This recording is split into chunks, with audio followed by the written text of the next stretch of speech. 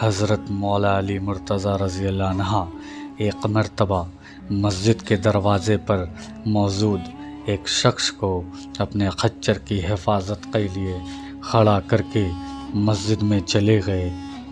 اس نے خچر کو وہیں چھوڑا اور لگام اتار کر چلتا بنا۔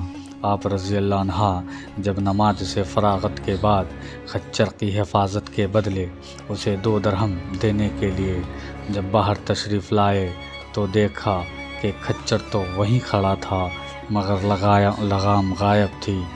آپ سوار ہو کر گھر آئے اور غلام کو 2 درہم دے کر لگام خریدنے کے لیے بھیجا۔